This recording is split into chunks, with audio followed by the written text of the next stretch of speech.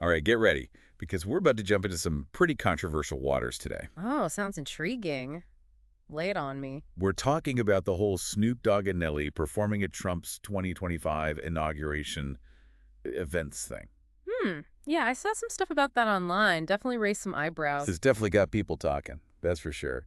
I mean, we're talking about Snoop Dogg, the dog father himself, Yeah. sharing a stage, even indirectly, with the man he once called out so fiercely. Yeah, it's a real head scratcher, especially when you remember Snoop's past criticisms of Trump back in 2017. Yeah. Remember when he called those who performed at Trump's first inauguration Uncle Toms?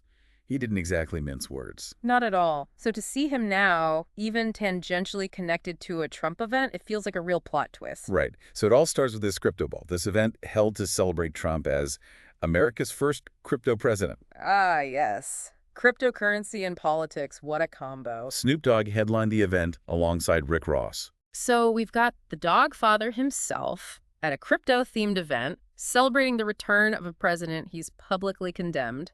It's like a 2025 bingo card come to life, It really is. And of course, the internet exploded. as it always does. Right. Some were furious, calling it a betrayal. Others were more understanding, some even amused. But here's the thing. Snoop himself has remained completely silent. No explanations, no apologies, nothing. Which honestly might be the loudest statement of all. Is he trying to send a message? Is it a calculated move? Or is he just trying to stay out of the whole mess? It's hard to say. Meanwhile, Soulja Boy, who also performed at the event, just came out and said he was paid a bag, basically acknowledging the money, but not touching the politics. Two very different approaches. It really makes you think about the pressures artists face in these situations. Definitely. And then to make things even more complicated, we have Nelly performing at the official inaugural ball, Separate from the crypto ball, but yeah, definitely stirred up its own controversy. especially considering some of Nelly's past collaborations with artists who have been critical of Trump. Right, right. But to be fair, Nelly did defend himself, saying he supports the office of the president, not necessarily the individual. He claimed he would have performed for any president. So he's drawing a distinction between performing for the institution and endorsing the person. That's a pretty nuanced argument. It is. It really makes you think, where are those lines? Do they even exist anymore? I mean, for some people, performing at a presidential inauguration is inherently a political act, regardless of how you feel about the president. And for others, it's just a gig, a chance to showcase their talent on a big stage. Exactly. And it forces us to confront our own biases, our own expectations of how artists should behave in public. Totally. If you love an artist's music, does that mean you have to agree with their political views? Or can you separate the art from the artist? Even when they do something you don't agree with, there are no easy answers. And that's what makes this whole thing so interesting. Absolutely. And then you add cancel culture into the mix, which always looms large over these kinds of conversations. Yeah, that's a whole other can of worms. There's this fear that one wrong move, one misstep, could lead to a huge backlash, boycotts, the whole 9 yards. It can be a lot for anyone to deal with, let alone someone constantly in the public eye. Right, and it can definitely influence an artist's choices in these politically charged situations. It's almost like they're damned if they do, damned if they don't. Participate and you risk alienating fans. Refuse, and you're accused of being out of touch or not using your platform for good. It really is a tightrope walk. It is. And speaking of walking that tightrope, it's important to remember the fans who often get caught in the crossfire. Oh, absolutely. They're the ones left trying to reconcile their love for an artist with their own beliefs and values. It can be tough. Yeah, it's not always easy to navigate those waters. Definitely not. You know, before we go any further, I wanted to take a moment to acknowledge our listeners. You're the reason we do this, and we're so grateful for your support. If you're digging this deep dive, hit that like button and subscribe to the channel. Yeah, we appreciate you tuning in. Now, getting back to it, this whole situation really makes you wonder, what does it even mean for an artist to be political these days? That's the million-dollar question, isn't it? Is it about aligning with certain political parties or ideologies? Or is it about something deeper? Using their platform for social justice, raising awareness about certain issues, Yeah. or just expressing themselves authentically? I think it's a question every artist has to wrestle with. And honestly, it's a question we all have to wrestle with as consumers of art and culture too. What are our expectations of artists? Yeah, do their personal beliefs affect how we enjoy their work? And where do we draw the line between supporting an artist and condoning their actions? Tough questions. They are, but important ones to think about. And before we get too deep into this, I want to bring in another perspective, one that might surprise you. Oh, this I gotta hear. Because in the middle of all this outrage, a surprising voice popped up to defend Snoop and Nelly Congresswoman Ilhan Omar. Wait, Ilhan Omar, the vocal critic of Trump. The one and only. Wow, that's interesting. So what did she have to say? Well, her take basically threw a wrench into the whole artist supports politician, therefore artist is bad narrative. Okay, I'm intrigued. Tell me more. So she actually defended the artists while criticizing the politicians who support Trump after condemning him before. It was a pretty unexpected move. So she shifted the focus from the artist to the politicians, saying the real problem lies with those who still support Trump even after all their past criticism. Exactly. It definitely makes you think. It really does. It forces us to look beyond the surface and think about the complexities of political alliances and changing opinions. And consider the potential hypocrisy. Condemning artists for performing for Trump while supporting politicians who do the same thing. It's a real head-scratcher, and it highlights the fact that these conversations are rarely black and white. There's a lot of gray area, a lot of nuance that gets lost in all the noise. That's why we're here, right? To dig into all that gray area and unpack it. Absolutely. And we've got a whole lot more to unpack.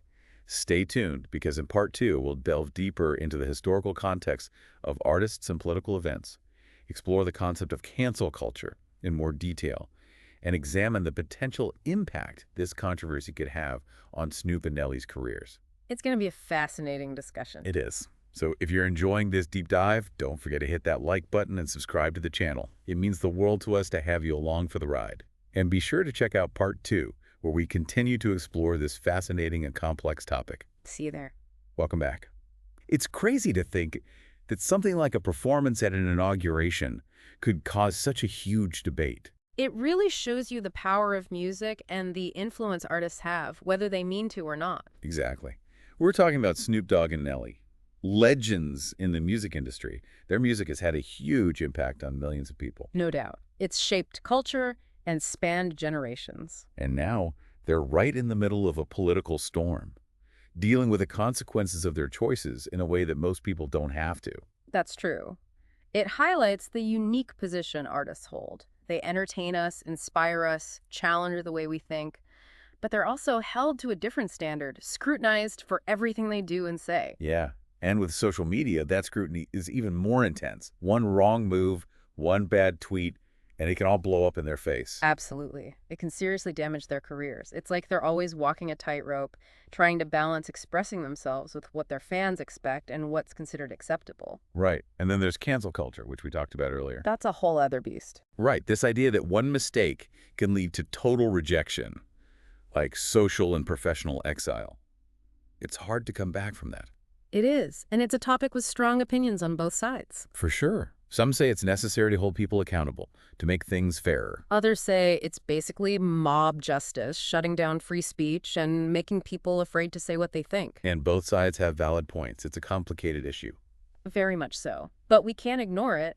It's definitely affecting how artists behave and the decisions they make. Think about it. How many artists are holding back, not saying or doing certain things because they're afraid of a backlash? Probably a lot more than we realize. It's like they're being forced to be silent on important issues because they don't want to lose fans or hurt their image. It's a chilling effect, and we need to be aware of it as fans and consumers of art and culture. We do. If we want artists to push the boundaries, to challenge norms, to speak out against injustice, we have to create a space where they feel safe doing that. A space where they don't have to constantly worry about being canceled for expressing an unpopular opinion or making a mistake. Exactly. It's a delicate balance, but crucial if we want art and culture to thrive.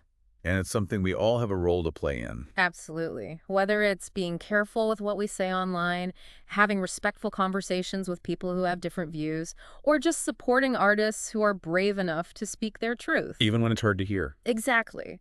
It's about creating a culture where we value free speech and open discussion, even when it's messy and uncomfortable. Because that's how we grow and learn, right? That's how we become a better society. I couldn't agree more. Well said. And stepping back a bit, this whole Snoop and Nelly controversy, as big as it is really part of a much larger trend. Oh, definitely. A trend that's been going on for centuries. This complicated, sometimes tense relationship between artists and politics. Yeah, I see what you mean. Think about it. Throughout history, artists have been praised and punished for getting involved in politics. Yeah. From court jesters entertaining royalty to protest singers challenging authority with their music, the connection between art and politics has always been controversial. And that's not surprising, right? Art has this power to move us, to inspire us, to change how we see the world. When it's used for political reasons, it can be very effective. Right. But it can also be dangerous. Remember the Dixie Chicks? Their careers almost ended when they criticized President Bush before the Iraq War. And countless others have been blacklisted, censored, forced into exile for their beliefs. It's a long, difficult history. And today, with social media and such divided political views, the stakes are even higher. Definitely. It's like artists are constantly under pressure to pick a side, to align themselves with certain ideologies, to use their platform for specific causes. And while some do that bravely, others feel pressured to stay quiet, not to make waves, to prioritize their careers over their beliefs. That's a tough position to be in. It is.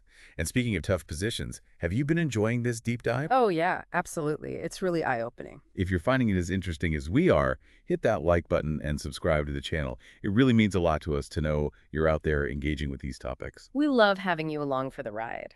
Now back to this long history of artists and political events. It's fascinating to see how that relationship has changed over time. You know, you're right. It has changed a lot. In the past, it was more formal, top-down. Artists were hired by powerful people to create works that celebrated them. Makes sense. But as societies became more democratic, things got more fluid, more dynamic. Right. Artists started using their work to challenge those in power, to critique them, to advocate for change. And when mass media came along, their reach and influence grew enormously. Exactly. Think about the protest songs of the 60s and 70s. They played a huge role in the civil rights and anti-war movements. And hip-hop, giving a voice to marginalized communities and challenging dominant narratives about race, class, and identity. All amazing examples of how artists have used their platform to engage in political discourse and change the world. And that continues today, although in a much more complex and often more contentious environment. Yeah, social media has given artists a global audience, but it also comes with a level of scrutiny that was unimaginable before. Every move they make is analyzed, every word dissected, and every decision is examined for its political meaning. It's a lot to handle. Yeah, No wonder some artists choose to stay out of it altogether. I get it. It's a lot to take on. But for those who do engage, the potential impact is huge. For sure. They can reach millions with their message, inspire change, make a real difference. Absolutely. And that's what makes this whole conversation so important. It's not just about Snoop Dogg and Nelly performing at an inauguration. It's about the role of artists in society. It's about the power of art to influence the world and our responsibility to engage in thoughtful, respectful dialogue about the things that matter most. Exactly. So as we keep unpacking this complex issue, let's remember the bigger picture. We should. Let's think about the history that led us here, the challenges and opportunities artists face today, and the role we all play in shaping the future of art and culture. Because it's a conversation worth having. It is. It helps us understand ourselves, each other, and the world better. But we're not done yet.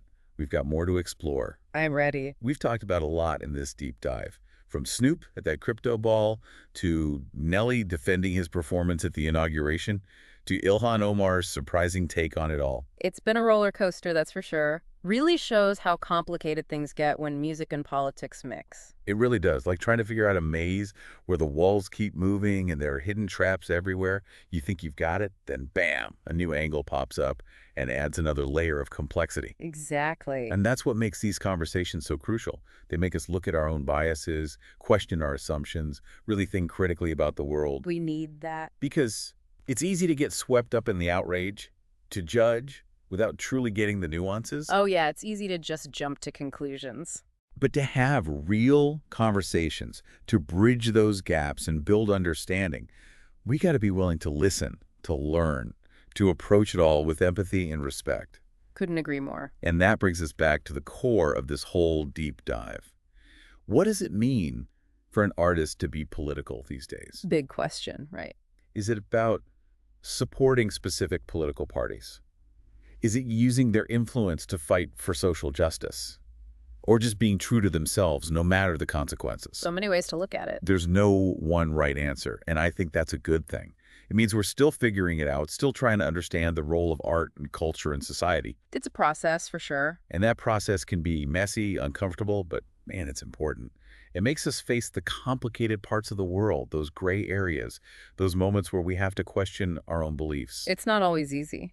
No, but pushing through that discomfort, that willingness to deal with the tough stuff, that's how we grow, how we learn, how we create a more just and fair world. Couldn't said it better myself. But that growth doesn't just happen overnight, right? It takes constant thinking, open discussions, challenging ourselves. And it means recognizing the power of art to both inspire and divide, to heal and to hurt. It's a powerful tool, that's for sure. Art's like a double-edged sword. It can be used to promote understanding and empathy or to reinforce prejudice and hate. It can be a force for good or a weapon. And who's responsible for how that sword is used? It's on both the artist and the audience. That shared responsibility is important. Artists have to think about the impact of their work, what their actions might lead to, use their platform wisely. And we, as the audience, need to be thoughtful about the art we consume, engage with it critically, challenge our own biases, and hold artists accountable. It's a partnership. It is. This back and forth between freedom of expression and social responsibility, between what individuals do and how it affects everyone. It's a complex, no doubt. There will always be tension, disagreements, controversies. But if we come to these conversations with humility, curiosity, a real desire to understand, we can create something truly meaningful, something bigger than the headlines, something that speaks to who we are as people and as a society. That's a goal worth striving for. It really is. Yeah. So let's keep talking, keep listening, keep learning, because this conversation isn't over. And if you've been with us on this deep dive, found it thought-provoking, insightful, we'd love for you to like and subscribe to the channel. We're always exploring new ideas, new perspectives, trying to make sense of the world. So join us, be part of the conversation. Let's keep diving deep together. Until next time, stay curious.